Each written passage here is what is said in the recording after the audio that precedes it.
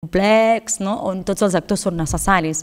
És necessari aprendre a treballar de lògiques col·laboratives amb experts, amb actors polítics i des de la ciutadania. Però perquè això pugui ser, és superimportant, per no dir que essencial i fonamental, que la societat civil tingui projectes propis i que estiguin al marge dels partits polítics i de les organitzacions més que puguin tenir, o sigui, que estiguin al marge d'aquestes relacions, perquè quan entres en aquestes altres dimensions dels espais polítics ja generen unes dinàmiques que són diferents i que dificultarien molt. Jo crec que el que he après bastant del procés de Terrassa és que és molt important tenir un projecte, tenir clar què i anar fent el debat per anar veient com va generant l'estratègia per anar avançant.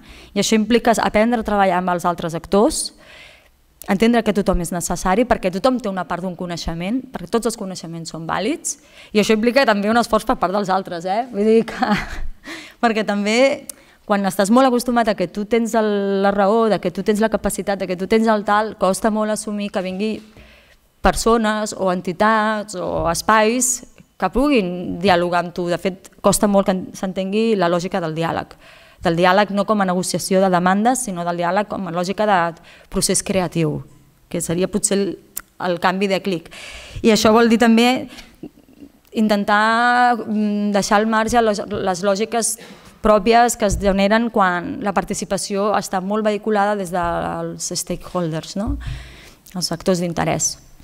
Perquè aquesta lògica de l'stakeholder, que és com s'ha implementat, per dir-ho d'alguna manera, la participació, està pensada i genera la pròpia dinàmica que es té entre els partits. O sigui, acaba sent la lògica...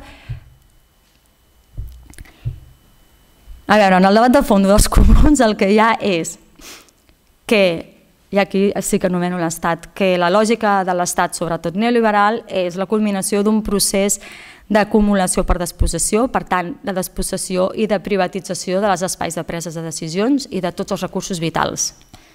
Del que es tracta és de recuperar aquesta capacitat d'incidència i això es vol fer des de l'espai local. I això vol dir que deixem de gestionar el que s'entén com públic o com comú des de lògiques privades.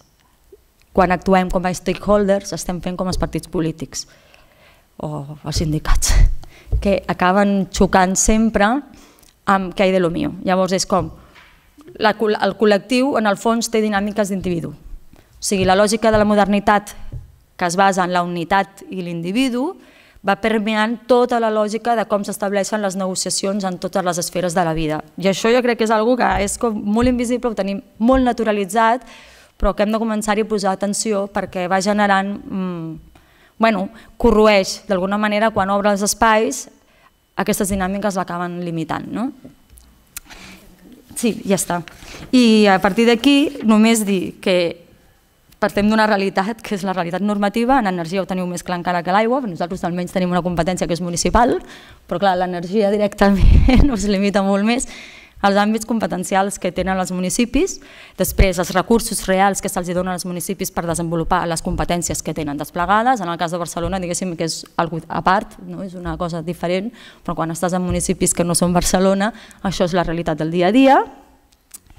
I que això acaba comportant, per tant també dificulta molt poder avançar, perquè els municipis davant d'aquesta lògica de pauperització dels seus recursos els és molt fàcil, perquè no tenen capacitat a vegades d'assumir, externalitzar competències, externalitzar responsabilitats, externalitzar. Vull dir que no veiem ara l'Ajuntament com que tots tenen ganes de fer coses junts, no, perquè hi ha també molts condicionants al final, i això és com tenir-ho molt clar. O sigui, jo he estat exposant quin és el paper que pot tenir la ciutadania, què es pot fer, què es pot canviar i què tal, però que hi ha una realitat que és molt dura i que s'han d'anar trobant les esquerdes per on treballar en aquestes lògiques.